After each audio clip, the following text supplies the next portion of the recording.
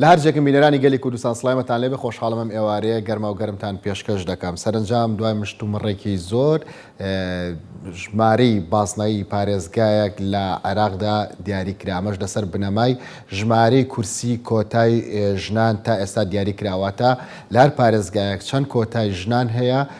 لەسەر ئەوە ڕێکەوتون کە ئەو پارێزگایە بەسەر ژمارەی ئەوەندە بازنەدا دابەش بکرێت. ئەمەش لە کاتێکدایە کە دەنگدانی کۆتایی بڕیار وایە سبەینێ ڕۆژی دووشەمە لە ئەنجومەنی نوێنەران یەکلا بکرێتەوە. هاوکات لەگەڵ ئامادەکاری بۆ دابشکاردنی یا دابشکاری بازنەکانی هەڵبژاردن عەبدولحسین هنداوی ڕاوێژکاری مستەفا کازمی سەرۆکوەزیرانی عێراق ئاماژەی بۆ داوە کە هەڵبژاردننی پێشوەختە لە وادی خۆیدا ئەنجام دەدرێت بەبێ دواکەوتن و قەیرانی دارایی کاریگەری لە سەری نابێت. لە لایەکی دیکەوە لیژنەی هەمواری دەستوری عێراق لە ئەنجومەنی نوێنەرانی عێراق کۆبەوە چەند بابەتێکی تاوتوێ کردووە. دیارترینیان قسەکردن بۆ لەسەرەوەی کە میکانیزمی پێکەنانی حکوومەتی عێراق ئاسانتر بکرێ وەکو ئێستا ئەو گرێوگۆڵی زۆری تێدا نەمێنێت. هەروەها باس لە ئەنجومەنی پارێزگاکان و ئایندەی ئەنجومەنی پارێزگاکان و کەمکردنەوەی ژماری ئەندامەکانیان کراوە. لە گەرماوگەرمی ئێوارەدا باس لە دیاریکردنی بازنەکانی هەڵبژاردن لە عێراق دەکەین و ئەو لێکەوتانەی کە لە بە شوێن خۆیدا دەهێنێت. دوو چاودێری سیاسیم لەگەڵدایە لە کەرکووکەوە بەڕێز عەلی قەڵایی، هەروەها لە ڕێگەی سکایپیشەوە لە ڕەواندزەوە بەڕێز هیوا سەید سەلیم لەگەڵدایە. بەخێر بێن بۆ گەرماوگەرم. بەڕێز عەلی قەڵایی لای جەنابتەوە دەست پێ دەکەم. بۆ میکانیزمەی دانراوە بۆ دابەشکردنی بازنەکانی هەڵبژاردن کۆتایی بۆ باسانە هات کە لەسەر یاساکە هەن؟ بەڵێ زۆر سپاس کاک یوسفجان.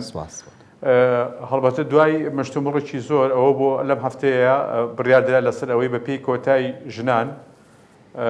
کە 83 ژن ئەبێتە کۆتا لە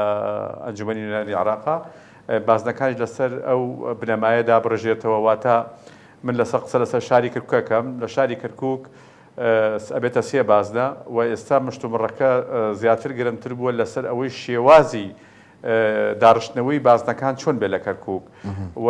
بۆ تەواوی پارێزگاکانیکەی عێراقیش هەروە بە هەمان شێوەیە. ئێستا مشتومڕەکە لەسەر ئەوەیە ئەوەنی کە من ئاگام لێ بێت معیارێک یان پێوەرێک دانراوە بۆ ئەوەی ئەو پێوەرە بێتە ئەوەی بنەمایەک بۆ ئەوەی بتوانن بە شێوازی دایبڕێژێنەوە کە جۆری لە منطقێتی تیا بێت. ئەوەش ئەوەیە کە بە پێی معیاری التەجاور الجۆغرافی واتە ئەو جوگرافیای کە لێکەوە نزیکن ینی هاوسنووری یەکەن سنوورەکان ئەوانی برین دوو قەزا لە تەگێکەوە بێت یان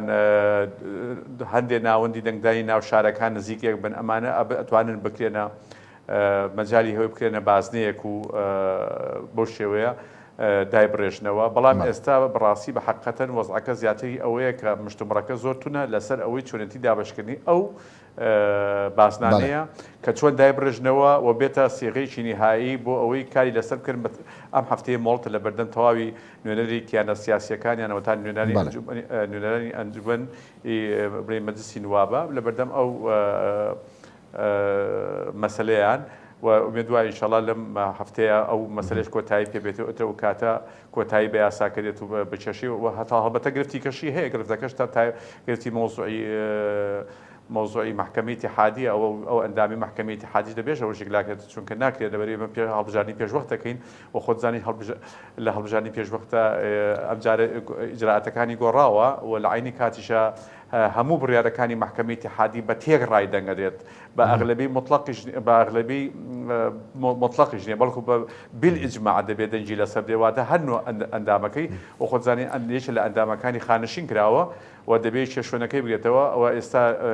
لەسەر ئەوەش ماوەتەوە کە ئەو مۆزوعەشێک لا بکرێتەوە ئەو کاتە یاساکاتە بەردەمەوەی لە محکمەی اتحادی تەصدیقەکرێت و دوایەوە کە لە پەرلەمان بەڵام کۆتایی هێناوە بە ناکۆکیە سیاسی ناکۆکیەکان کە لەسەر یاساکە هەبوون نەخر بەردەوامە ئەو مۆزوع لەبەوەی داڕشتنەوەی هەر بۆ خۆی داڕشتنەوەی جاریش کە داڕشتنەوەی بازنەکان بە شێوازی کە کورسەکان چۆن دابڕژن لە چوارچێوەی بازنەکانە ئەمە بۆ خۆی مشتومڕەکەی گەرمتر کردووە خورستریش کردووە بە دیوەکە و لەبەرەوە ئێستا لەم هەفتەیە مشتومڕەکان لە ئەوجی لەو پەڕی گەرموگوڕیایەتی لەو پەڕی توندیایەتی بەڕاستی ینی چونکە ئەم وابرە دەبێت هەفتەیە کۆتایی مۆڵتە لە بەردەمیانە ئەم هەفتەیە کۆتایی بۆ مۆزوع بێنن چونکە گەر بێت و ئەمە تاو نەکەن پێم وانە بتوانن کۆتایی بە یاساکە بێت هەڵبەتە ئەکو عرض کرد یاسا گرتی کەشیە مۆزوعی ئەوی محکەمەی اتحادیشی تایە ئەوەش گرتێکی کێ لە بەردەم یاساکەیە هەڵبەتە خۆی یاساکە بە عمومی لە بەردەم کۆمەڵێک لەگەڵ بەردەم کۆمەڵێک گرفتی قیاسایی زۆردایە بەڵام ئەوەی کە بزیاتر گرنگە بە تایبەت بۆ یاسای هەڵبژاردنەکان ئەم مۆزوعەیە ئەم بابەتەیە بابەتی داڕشتنەوەی جاریشکەی کورسیەکان لەسەر بازنەکان بە شێوازی داڕژنەوە شێوازی بازنەکان چۆن بێت واتە بازنەکان لە چەندێتی تەواو بۆ ئێستا چۆنیتی بازنەکانە قسەکە و باسەکە لەسەر چۆنیتی بازنەکانەوە بەڵێ کەواتە بەڕێز عەلی قەڵای باشترین شێوازی داڕشتنەوە لەسەر چ بنەمایەک بێت باشە من وەکو عەرزم کردی پێوەریان داناوە هەر ئەوەی من ئاگام لێ بوو هەواڵان یەکێتی نیشتمانی کوردستان لە تیمێکیان لە بەغایە ئەو تیمە بۆرەقەیشی عملیان پێشکەش کرد لە چوارچەوەی ئەو وەرەقەی عملێکە تەقدیمیان کردووە کە بۆ ئەوەی ئەم یاد بازانە بە شێوازێکی وا دابڕێژنەوە کە منطقێتی تیابێت پێوەری یان معیاری تەجاور جوغرافی واتە ئەو شوێنانی کە لە یەکەوە نزیکن کە هاوسێ و دراوسێ یەکن ئەو منطقانە بتوانن بکرێنە بازنەیەکە ئەبنە بازنایانی ئەوە بۆتە پێوەرە لە حەدین ما زۆر باشە بەڕێز هیواسەی سەلیم چاودێری سیاسی کە لە ڕێگەی سکایپ و لە ڕەوانتزەوە لەگەڵمان دای بە سەرنجی تۆش لەسەر هەمان پرسیار وەربگرم یعنی ناکۆکیەکان کۆتاییان دێت یان ئەم شێوازەی کە دانراوە سەرەتایەکی نوێ بۆ شێوازێکی نوێی ناکۆکی لە ناو ئەنجومەنی نوێنەراندا نا بەدڵنیایی یاساکە ساڵی پار لە بەمانجی سپتێمبەر دەرچوو لە 24 مانگ دەرچوو ئەو خاڵی کە پەیوەندی بە دابەشکردنی بازنەکانەیە کە مادەی 15ەیە لەبەرەوەی تێکرا یاسا تازەکەی هەڵبژاردن 50 مادەیە بەڵام ئەم یاسا کە مشتومڕی زۆری لەسەر بوو دواخرا ئەیتر دوێنێ بە ئیساف گەیشتنێتە خاڵێکی ڕێکۆتن بەڵام دیسانیش سێ کوتلەی شیعە هەر دوێنێ بایکۆت ینی بایکۆتی دەرسەکەیان کرد هاتنە دەرەوە کە هەمووشیان بەڕاستی کوتلەی گەورن لە دەوڵەتی یاسا و فتح و ئەوەی فالح فەیاض ینی ئەمانە ئەگەر بەیانی بەشداری ئەوە نەکەن بڕوادەکەم نیساب پێکنێ لەبەرەوەی ئەم دوێنێ بەشداریان کردووە دوایی کە مەبدەئیەن ڕێک کەوتون لە سەربازنەکان ئەوان دانیشتنەکەیان دەیشتۆ بۆیە ئێشتان لە نێوان گەورەکان کوتلە شیعەکان بزات ناکۆچی هەیە بە خۆتان دەزانن ئەم یاسایە پێشتریش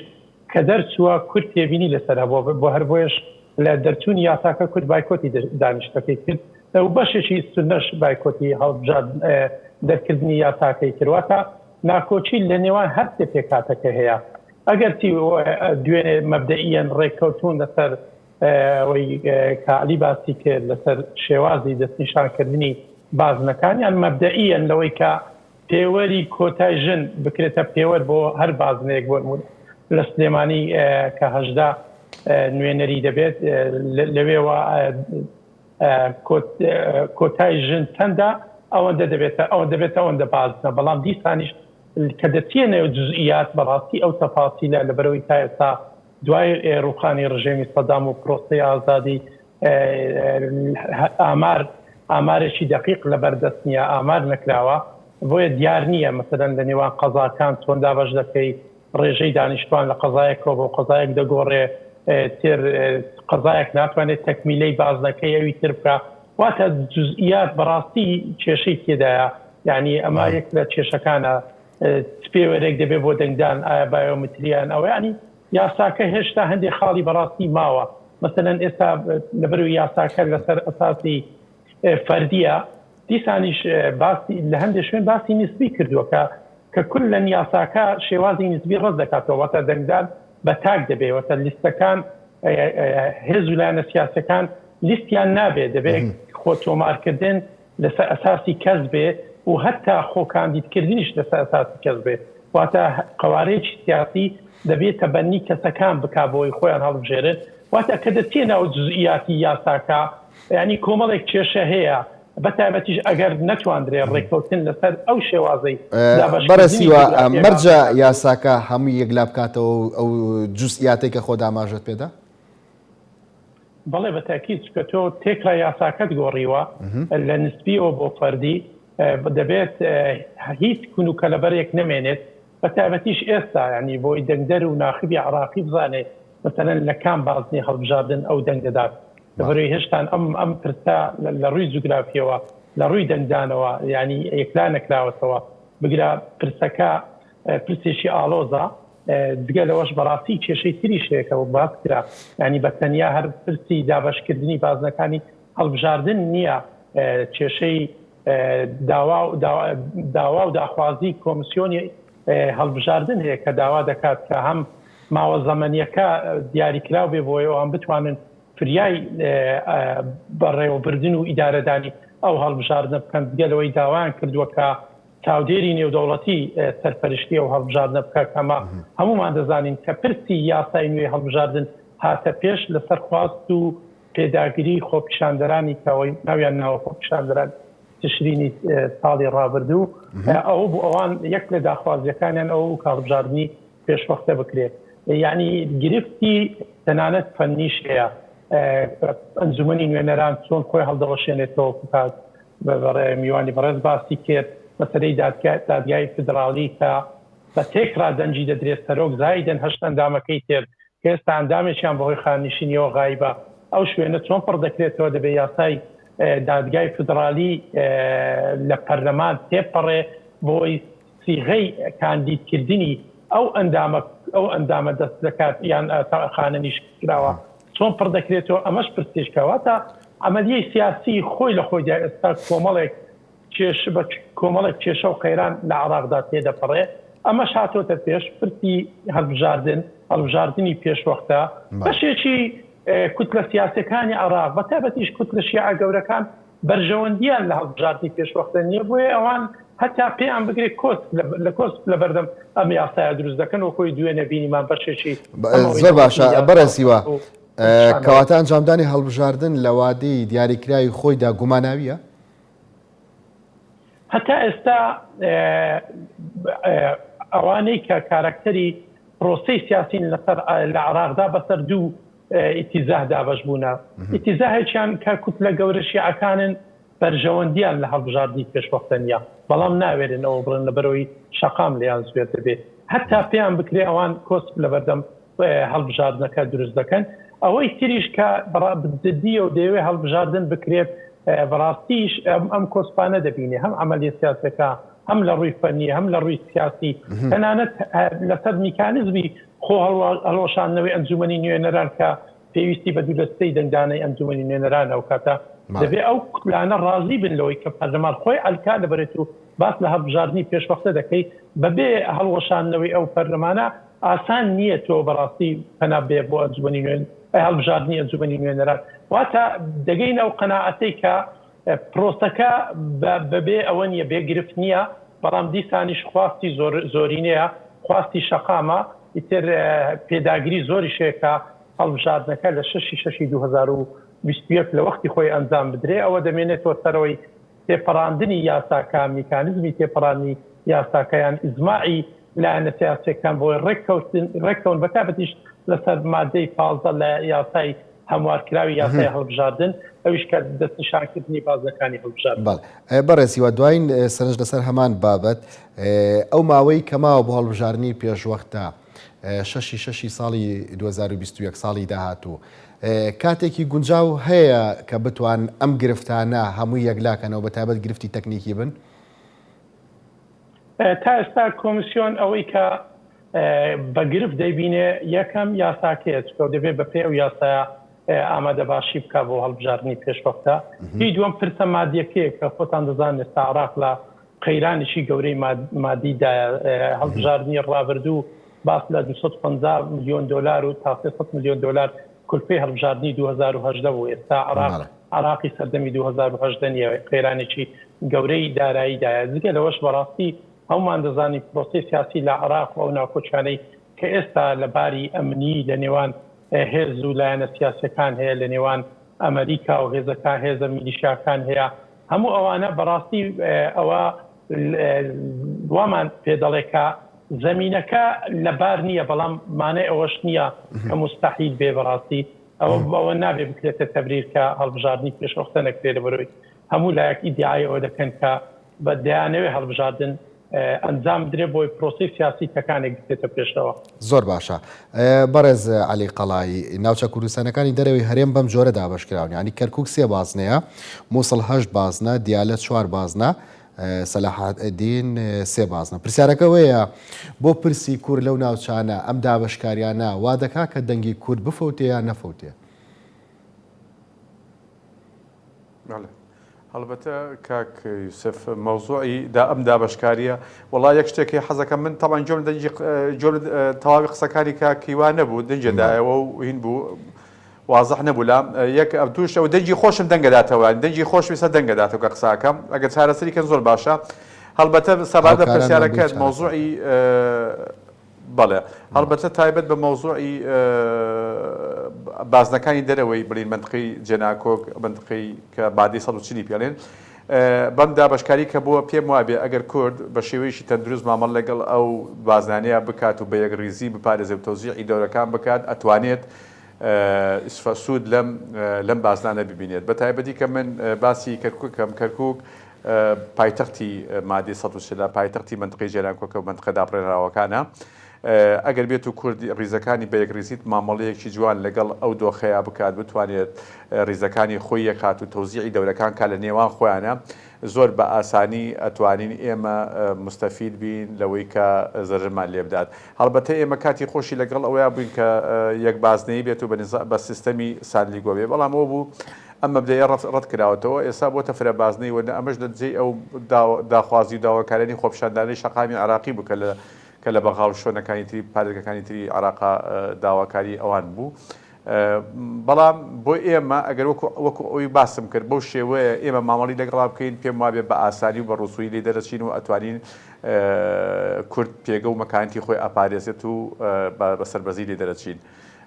بەڵام ئەواکێتە سەر ئەوەی ئێمە خۆمان چۆن لەگەڵ ئەوەیە مامەڵاکەین چۆن یەکریز ئەبین چونکە یەکریزی هەمیشە زامنی یەکەمە بۆ پاراستنی پێگەی کورد لەو ناوچانە. بەڵێ بەڕێز عەلی ینی ڕاستە کەرکووک گرنگە بۆ ناوچەکانی دیکە شەماش دروست نییە ئەگەر بڵێ کەرکووک ژمارەی کورسیەکانی چەند بێ ناوچە کوردستانەکانی دەرەوەی هەرێمی کوردستانی شوێندەی دیکە ینی ژمارەی کورسیان هەیە؟ بەڵێ پێگەی کورد لەم ناوچانە کاگویسە پێگەیشی گرنگە ئەگەر بێت و ئێمە ناڵم بە جوانی مامەڵی لەگەڵ ئەم دۆخەیە بکەین. ئەو پێگەیە هەمیشە دەبێت کورد واسیری بکات هەموو جۆرە هەڵبژاردنێک لەم ناوچانە وەکو ڕاپرسی وایە بۆ کورد وەکو ڕاپرسی وایە بۆ کورد زۆر گرنگە بتوانێت پێگەی خۆی بپارێزێ و ئەهمێتی پێگەی خۆشی بزانێت لێرە چۆنە چونکە ئەمانە هەمووی لە دوا ڕۆژە ئەبێتە دیکۆمنتێک ڕاستە مەسلەی ئەمە دەنگدانە تەنها و تەنها بۆ مەسلەی ئەنجومەنی نوێنەرانە بەڵام ئەم ئەنجومەنی نوێنەرانە لە پاش ڕۆژە بۆ کورد وەکو دیکۆمنتێکی گرنگی لێ دێت بەلەبەرەوە هەموو دەنگدانێک لە هەڵبژاردننی ئەگەر بۆ ئەنجومەنی پارێزگا بێ یاخود بۆ ئەنجومەنی نوێنەری عراق بێت وەکو ڕاپرسی وایە لەسەر چارەنووسی ئەم ناوچانە بە دیوێکا بۆ قەزیەکەی ئێمە وایە. جا بۆیە گرنگە ینی ئێمە دەوری کورد لێرە بتوانێت ئەو دەور و پێگەی خۆی بپارێزێت و لە شوێنەکانی کەش بە تایبەتی لە منطقەی خانەقین و لە شوێنەکانی کەش وایە بەڵام دەبێت کورد ئەو یەکریزی خۆی لە دەست نەدای بیپارێزێت چونکە تەنها و تەنها عەرزم کردی زامنی یەکەمی دەستەبەرکردنی یان پاراستنی پێگەی کورد یەکریزی خۆیەتی ئەگەر یەکریز بێت پێم وابێت ئەتوانین زۆر باشی ئەم پرۆسەیە بە سەرکەوتی ئەنجام دەین و پێگەی کوردیش بپارێزین. بەڕێز عەلیانی مەرجە بە هەڵبژاردن خزمەت بکرێن یاخود هەندێک کات ڕێکەوتن لە نێوان هەرێمی کوردستان و حکوومەتی عراقی دەبێتە زامنی خزمەتکردنی و ناوچانە هەنی ورتر قسەکەین ڕێکەوتنەکەی شنگال دەتوانێت خزمەت بە ناوچە کوردستانەکانی دەرەوەی هەرێمیش بکات وەک بەشێک لە ڕێکەوتن لە نێوان هەرێمی کوردستان و حکوومەتی عراقی؟ لە ڕاستیە ئێمە بۆ ئەم منطقانە وەکو هەموومان ئازانین ئێمە مادەی 140 هەیە مادە نەخشە ڕێگایە بۆ چارەسەرکردنی دۆخی ئەم منطقانە بەڵام بەهۆی کارکردن لەم ناوچانە کە ئەستەنجی زۆرە و بربەستی زۆر بۆ دروست بووە و ئەخوازی لە پاڵ ئەم مادەی 140 کە نەخشە ڕێگامانە لەبەر ڕۆشنایی ئەو نەخشە ڕێگایە تۆ دەپێویست بە ئیتفاقاتی سیاسیشە بۆ ئەوەی بتوانیت پێگەی خۆت لەم سونەرە بپارێزیوە لە ڕووی لە هەموو ڕۆکانەوە لە ڕووی خەدەمیەوە لە ڕووی ئیداریەوە لە ڕووی دۆخی سیاسیەوە لە ڕووی دۆخی ئەمنیەوە پێویستە بە اتفاقاتی سیاسیە بە حقیقەتەن لەگەڵ بەغایە بۆ اتفاقی بکەیت اتفاقی سیاسیەوە بۆی بتوانی پێگەی خۆت بپارێزیت چونکە ئێستا هەلومەرج هاتووە پێشەوە ئەم هەلومەرجی کە دروست بووە لە دوای ڕووداوەکانی 16 ئۆکتۆبر و دوایتر بەڕاستی دۆخێکی نەخوازە لە منطقانە هەیە لە ڕووی سیاسیەوە لە ڕووی ئیداریەوە لە ڕووی ئەمنیەوە بۆ کورد مەبەستم بۆ کوردە ئەم دۆخە نەخوازراوە پێویستی بۆی کە تۆ اتفاقاتێکی سیاسیەکە ئەم اتفاقاتە سیاسی دەبێت لەبەر ڕۆشنایی مادەی 140 بێت یانی لەبەر ڕۆشنایی ئەو مادەیە بێت چونکە ناکرێت ئەو مادەی نادیدەکرێت چونکە مادەیەکی گرنگە هەتاکو جێبەجێ ئەکرێت ئەم مادەیە دیکۆمنتێکی گرنگی دەستوریە زامنی پاراستی مافی کوردە پێگەی کوردە لەو سونەرە چونکە ئەگەر بێت و ئەو مادەیە کاری پێنەکەی کەواتە ئەو مادەیە سببی یەکەم ئێمە بین کە ئێمە تون دەست بە عەڵقەی مادەکانی دەستور و ناگرین و فەرامۆشی ئەەکەین و کاری لەسەر ناکەین چونکە مادەیەکی دەستوریە گرنگە و زامنیشە بۆ ئایندێ تاکو ئەم دۆخانە چارەسەر بێت پێویستە لەبەر ڕۆشنایی مادەی 140 بکرێتە نەخشە ڕێگامان بۆ کارکردنمانەوە لە پاڵ ئەو مادەیە نەخشەڕێگایە ئێمە دەبێت اتفاقاتی سیاسی بکەین لە هەموو ڕێکەوە هەم لە ڕووی ئەمنیەوە هەم لە ڕووی سیاسیەوە هەم لە ڕووی ئیداریەوە چونکە دۆخی ئیداری ئەم ناوچانە گۆڕانکاری بەسەر هاتووە وەک جاران نەماوە دۆخی سیاسەکەی گۆڕاوە دۆخی ئەمنیەکەی گۆڕاوە پێویستە بۆ هاوسەنگکردنەوەی دۆخی ئەمنی پێویستە کورد بەشداریشی کارای هەبێت لە منطقان چونکە پێکهاتی یەکەمە لەم سوورەوە بۆ هاوسەنگکردنەوەی دۆخی ئیداری معقول نییە لە شارێکی وەکو کەرکووکە کە کورد پێکهاتی یەکەمە 50 زائیدیەکە و لە هەڵبژاردنەکانیشە بە هەمیشە نیوە زیاترە ئێستا بەرپرسی یەکەمی ئیداری لە شارەکەیە کورد نییە کەسێکی کورد نییە ئەمەش بۆ خۆی زۆرترین گرفتی بۆ کورد دروستکرد لە مناوە و دۆخە سیاسەکەش بە هەمان شێوە دۆخێکی سیاسی نەخوازراو هەیە و ئەم دۆخە سیاسی کە لە دوای ئەو ڕووداوانە دروست بووە بەڕاستی وە ئەخوازێت کە ئێمە بۆی هاوسەنجیکەینەوە دۆخە سیاسەکە بە ئاراستەی هاوسەنجی بێت وەڵامی منە نایە ئەو ڕێکەوتنە کاریگەری هەیە لەسەر ئاساییکردنەوەی بارودۆخی ناوچە کوردستانەکانی دەرەوەی هەرێم ینی نابێتە بەدیلی مادەی سەوچلا بەدیوەکەی تریا بڵێن ینی بۆ شنگال بۆ خوورماتونە بۆ نمونیان بۆ کەرکووک ڕێکەوتنی لەسەر نەکرێت کاکە یوسف مۆزوعی شنگال کۆمەڵ ڕەهەندی هەیە یەکێ لەوانە ڕەهەندێکی ئەقلیمی هەیە بە تایبەتی لە لەتفاقەشە زۆر بەوازحی باز لە مۆزوعی کشانەوەی هێزێکی وەکو پکەکاکە لەو منطقانە هێک باز لەوە ناکات ئەمە نەک داخوازی کوردە بەرکو داخوازیی هێزێکی ئەقلیمیە بە دەرەجەی ئەساسی بەلەبەرەوە منطقەیەکی زیار هەستیارە منطقەی شنگال و ئەو تەرکیزەشی کە کراوەتەوە سەر ئەوەیە پێم وانی ئەو تەرکیزە بکرێت کرابێتە سەر کەرکووک و ناوچەکانی کەشک لە کاتێکە کە کوک پێویست بوو ئەولاتر بوو لە پێشتر بوو کە ئێمە اتفاقاتی سیاسیمان لە پێناوە بکردایە و مانتوایە ئەم دۆخی لەکە لە کەرکووکێ دۆخەکە ڕاستکرێتەوە بە ئاراستەی هاوسەنجی و یان بە ئاراستەی وەزعی چاکردنی وەزعی کوردێ لە منطقانە بەداخەوە یانی ئەکرا منطقەی کەرکووک ئەولا بێت لە پێشتر بێت هەر بە هەڵبەتە پێشتر ئێمە دەرفەتی ئەوە هەبوو لە کەرکووکە ئەمە بکەین بەڵام بەداخەوە لەبەری مبادرەکە بەدەست کوردەوە بوو کورد خۆی ڕێگری کرد لە بەردەمەوەی ئێمە وەزعی داری چاکەین لە شارەکەیە مەحافەزەیەکی کورد بۆ شارەکە دامێن ئەو کاتێشتان مەجلیسی مەحافەزات هێشتان هەڵەوە شێنرا بووە تعلیق نەکرا بۆ سەلاحیەتەکانی ئەو کاتێ ئێمە زۆرینەی مەجلیسەکەمان پێکەینە بەهۆی ململانی حیزبیەوە نەکرا زۆرینەی ئەندامانی مەجلیسی مەحافەزە لای هێزێکی معین بوو کە پارتی دیموکراتی کوردستان بوو لە هەولێر بوو ئامادە نەبوون بێنەوە جارێکی کە بتوانن لایانی کەم بەس پارێزگاری بۆ کورد دەستنیشان کرێت پارێزگاریشی کورد هەڵبژێرین ینی ئەکرا ئەو کاتێ ئێمە اتفاقاتی سیاسیمان کرد لەگەڵ حکوومەتی عێراقی و لەگەڵ پێکهاتەکانی تری ناوکەرکووکیش فەلەبەرەوە کەرکووک لە پێشترە بۆ چارەسەرکردی چونکە وەکو عەرزم کردی کەرکووک پایتەختی مادەی 140 پایتەختی منطقەی جێناکۆکە یعنی کڕۆکی مەسەلەی کورد لە هەر چوار پارچەکەی کوردستان کەرکووکە قەزەیەکی مرکزیە بەداخەوە ئەم قەزیە مرکزیە بۆ عەرەب و تورکمان و لایەنەکانی کە کاتەوە بۆی لێک سەنگەرەکە بن بەرامبەر دژاتی کوردی پێ بکەن بەداخەوە ئەم قەزیە نەبووتە خاڵی کۆکەرەوەی کورد هەموو کورد کە ئێمە کۆک بین لەسەر ئەوەی لایەنە سیاسیەکان بۆی بتوانین هەمومان لێک سەنگەرەکە بین و بۆی بتوانین باری گلاوی شاری کەرگۆ ڕاستکەینەوە یان ئەو منتەقانی کەش لەگەڵیا جا بۆیە ینی ئەولاتر کەرکوو لە پێشتر بوو کەرکوو ئەولەوێتی هەبوو بۆ ئەم مۆزوعە و عرضەکردی ئەگە بەراوردیکە بە شەنگەلە شەنگەل واقعیشکێ هەیە ئەو واقع بەڕاستی زیاتر بە خزمەتی دۆخێکی ئەقلیمی خواستێکی ئەقلیمی ئەو خواستە ئەقلیمی وای لێ کردو ئەم دەفاق بکرێت بەڕێز هیوا پرسی کورد لە ناوچە کوردستانەکانی دەرەوەی هەرێمی کوردستان پرسێکی نەتەوەییە و پرسی هەڵبژاردننی پێشوەختە لە عێراقدا پرسێکی خزمەتگوزاری و لە ئەنجامی نەبوونی خزمەتگوزاریەوەیە پرسیارەکە ئەوەیە بابەتی خزمەتگوزاری کاریگەری لەسەر پرسە نەتەوەیەکەی کورد دروست دەکات لە عێراقا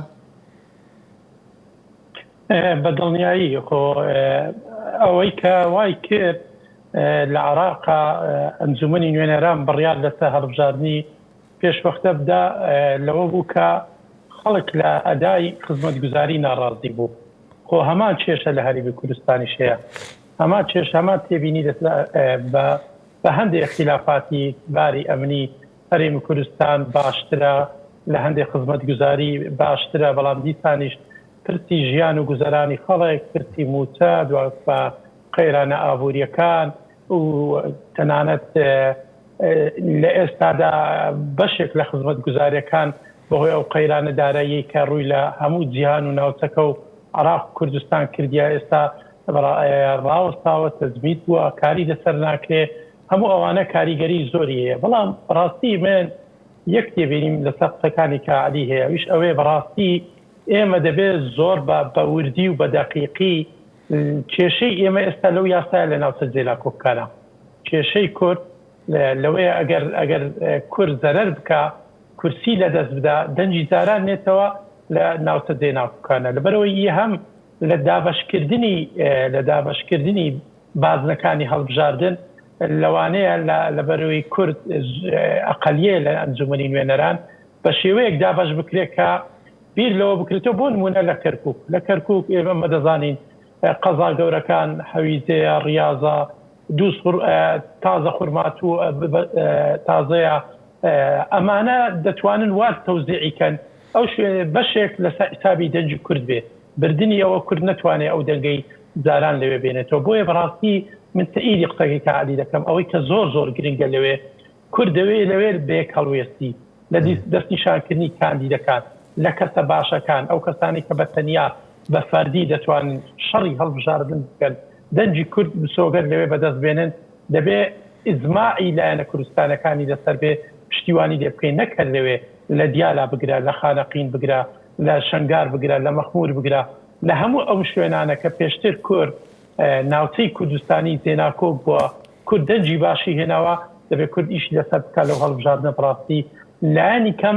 دەنگ زۆر کەم دەکەین چکە من دڵنیام دەنگ کەم دەکەین هەموو چاودێران پێیان وایە لە ناوچە کوردستانەکان هێزە کوردستانیەکان ئەو دەنگەی زاران ناهێننەوە لەبەر کۆمەڵێک گۆڕانکاری کە لەو دوایە لەو ناوچانە ڕوویداوە بەڵام بەڕاستی دەبێت ئەو ترسە بۆ جگە لە کوردیش بۆ عەرەبیش هەر دروست نییە کە ئەوانش هەمان شێوە ترسیان هەبێ بەهۆی ئەو فرەبازنەیەوە دەنگیان لەدەست بچێت دەزانی بۆ پێکاتی عەرەب یەک کێشە هەیە ئەویش ئەوەیە بەڕاستی هێزەکان دەنجی دارە نایەنەوە ئەجینا وەکو کەسەکە هەر کەسی عەرەب لەوانەیە زۆرتر لەو شوێنانەی ئەو قەزانەی باسم کرد کە زۆرینە عەرەبن و کورد نین لەوێ دەنجی داران دێنەوە بەڵام ئێمە خۆمان دەزانین ئەمە کێشەی ئێمە لەوەیە لە تەمسیلی کورد لە ئەنجومەنی نوێنەران چکە کورد ئێستا پێویستی بەوەیە تو پرسیارەکەت وا بوو دەڵێ پرسەکە پرسی خزمەتگوزاریە ئێمە ئێستا پرسی ئێمە لایەزال هێشتانیش لەگەڵ عێراق پرسێکی سیاسیە پرسێکی دەستوریە لەبەرەوەی بەڕاستی ئێمە کۆمەڵێک کێشەمان هەیە لەگەر پێکاتەکانی تری عێراق ئەویش ئەوەیە بەڕاستی کێشەی یاسایی و دەستوری هەرێمی کوردستان و پێگەی هەرێمی کوردستانە لەو شوێنانەدا ئەجینا ئەوەی کە لە بەسڕا داوا دەکرێت وەکو خزمەتگوزاری من لە هەولێری شەر پێویستم پێ لە سلێمانیش لە هەڵەبجەش لە دهۆک شەروە بەڵام پرسیارەکە من بەرەزیوە بۆ دیوایە بوو ینی عەرەب لە ناوچە کوردستانەکانی دەرەوەی هەرێمی کوردستان هێندە یەک و یەکگرتوون کە بتوانن دەنگیان لە کورد زیاتر بێت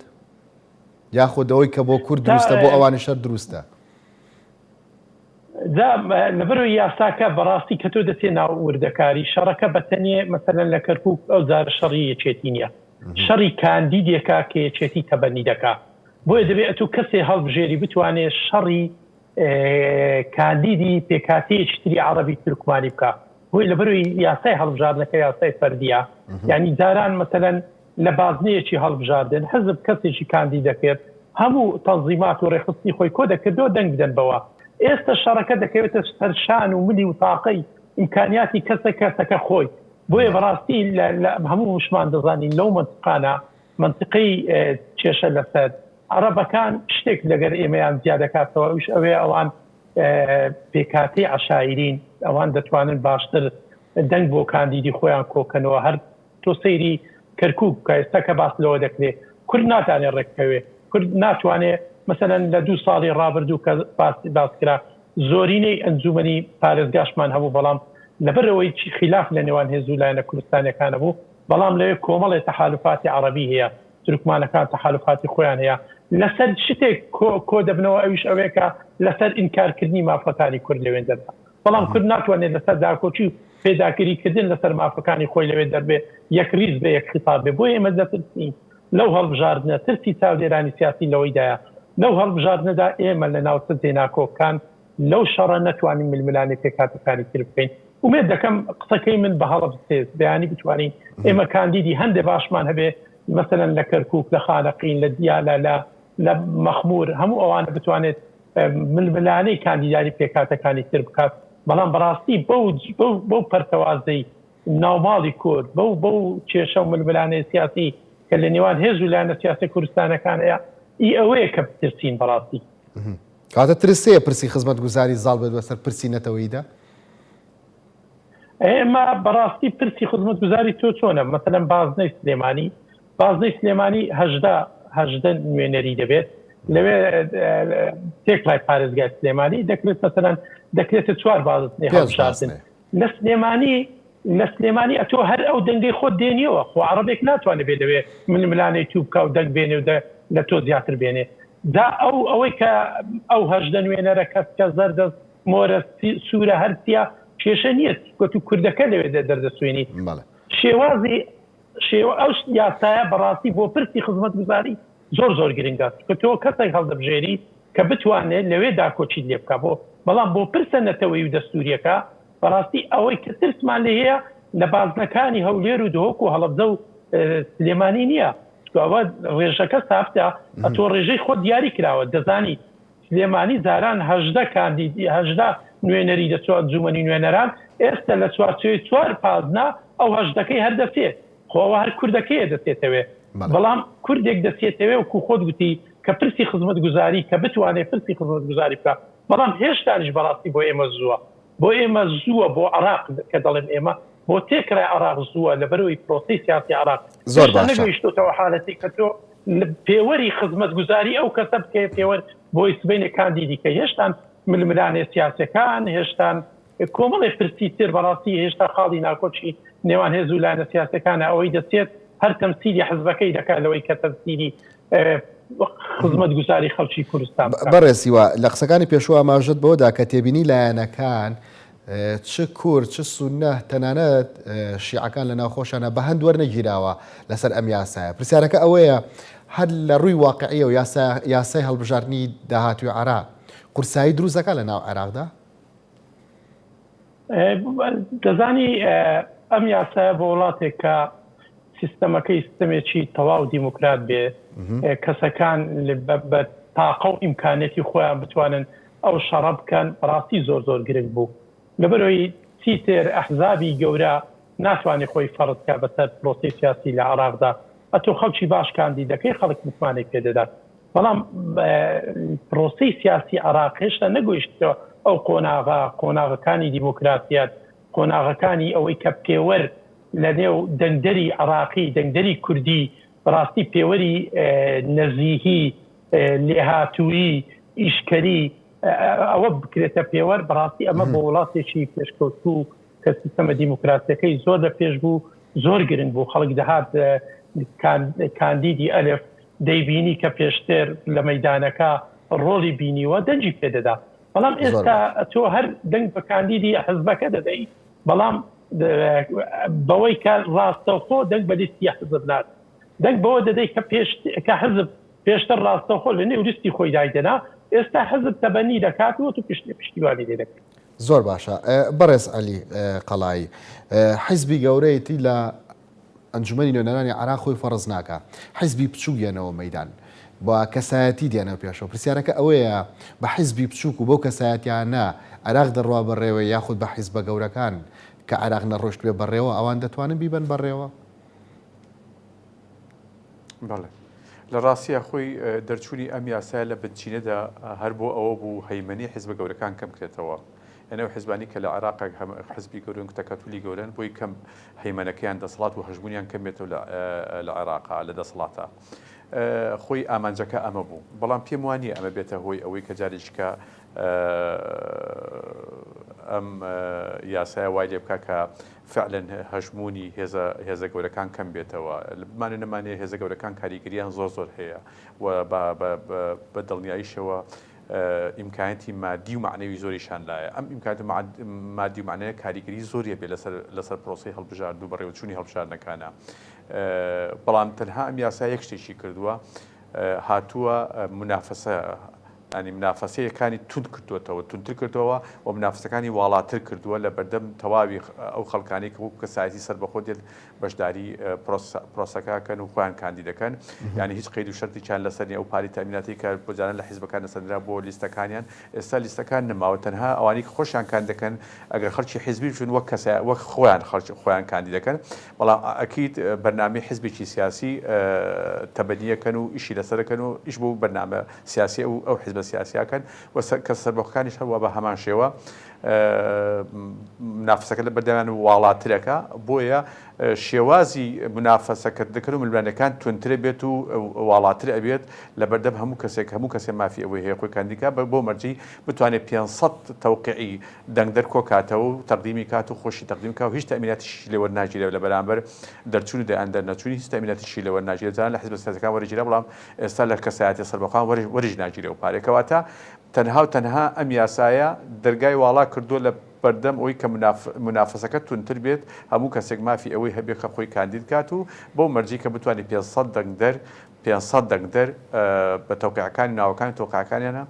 پێشکەشی کۆمیسیۆنی باڵای هەڵبژاردنەکان بکات نەخێر ناتوانێت گۆڕانکاری گەورە دروستکات لە پرۆسی سیاسی لە عێراقا ئەم یاسایە. بەڵێ یەک لەو بابەتانەی کە زۆرترین قسەی پێویستە لەسەر بکرێ ماڵی شیعیە کە تا ئێستاش پرۆژەکە ئەوان هەم بەشێکیان قوبولیانە هەم بەشێکیان قوبولیان نییە کاریگەری لەسەر تێکدان و لە بەرێک هەڵوەشانەوەی تەواوەتی ماڵی شیعە دروست دەکات؟ خۆی لە ڕاستی ئەستی کێشەکە لە ماڵی شیعیەوە دروست بوو و هاتنی یاساکەش و لە ئەنجامی ئەو خۆپشانداننی کە لە شاریعی عێراقیە بە تایبەتی لە ناو دوو کەوانەشە لە شاریعی شیعە کە ڕوویداوە زیاتر لە بەهۆی وەزعی ناوخۆی ماڵی شیعەوە هاتبوو فەوەیە ڕاستەوخۆ پەیوەستە بەوانەوە ئەسڵەن پەیوەست بە شاریعی سونەوە نە بە شاریعی کوردیشەوە پەیوەست بە ئەم مۆزوعی انتخاباتی پێشوەختە و یاساکەش هیچ پەیوەست نەبووە یاساکە یەک ڕەهەندێکیکەی هەبوو کاتی خۆی کێشەیەک هەبوو لەسەر ئەنجامەکانی هەڵبژاردنی 2010 ئەمە بۆی لەبەرەوەی کەمتری نەزاهەتی تیا بۆ تاانیشی زۆر کرا ئەمە وای ئەمەش هۆکارێ بوو بەڵام باقی هۆکارەکانی کە تایبەت و ماڵی شیعە خۆیەوە و ماڵی شیعی لێکترازایی ماڵی شیعە وای لێکرده بوو کە ئەم خۆپیشاندانانە دروست بێت و خەدەمات نەبێت و بتوانن داواکارەکانی خۆپیشانداریەکی لەوانە بێت کە بتوانین لە جیاتی یەک بازنەی بکرێتە فرە بازنەی و لە بەردەم خەڵکی سەربەخۆکان منافسەکە واڵاتر بێت بۆ ئەوەی بتوانن گۆڕانکاریەک لە خەدەمات و لە وەزعی سیاسی وڵاتەکەی دروستکەن ئەنجینا تا تایبەتە بە ماڵی شیعەوە بەڵێ لەوانەیە هەندێک حزبی گەورەی شیعی کورسەکانی کەمتر بێتەوە بەڵام بچێ بۆ ئیتجاهی تەکەتولیشکەی شیعە هەر لەو ناو ماڵی شیعە بەڵام لەوانەیە بیرکردنەوە و ئاراستەکەی ختابەکەی ئەمجارە جیاوازتر بێت بە ئاراستەیەکە کارکات ئەمە تەنها لەوەیە گۆڕانکاری ڕۆدا ئەنجینا لە کۆی کورسەکانیش ماڵی شیعەیە بڕوان ناکەم هیچ گۆڕانکاریە دروستکات لەوانەیە احتیمالە حیزبە گەورەکان لە ئاستی ماڵی شیعە 20 کورسیە کەمکەن یان هینکەن بەڵام لە چوارچێوە لە چوارچەوەی ماڵی شیعیان مێنێتەوە ناچێتە دەرەوەی ماڵی شیعە چونکە پرۆسی سیاسی لە عێراق بە شێوازێکە ئەم پرۆسی سیاسی وای کردووە ئەم پێکاتەیە پێگە و مەکانتی خۆیان هەیە ینی بە شێوازێکە ناتوانیت تۆ تەجاوزی ئەمە بکرێ بە یەک پرۆسی هەڵبژاردن ئەگەر لە ئەساسدا سیاسەتێکی بنچینەی تر بۆ خەلفێتی سیاسی ئەم هێزە سیاسیانە نەبێت و جارێکی کە عێراق بەسەر شێوازێکی سیاسیدا نەڕێژێتەوە ئەستەمە ئەم دۆخە سیاسی عێراق بە شێوەی کە هەیە گۆڕانکاری بەسەرا بێت. بەڕێز عەلی قەڵایی چاودێری سیاسی سواز بۆ تۆ هەروە بەڕێز هیوا سەید سەلیم چاودێری سیاسی سواز بۆ تۆ کە لەگەڵماندا بووی ئێوەش خواتان لەگەڵ.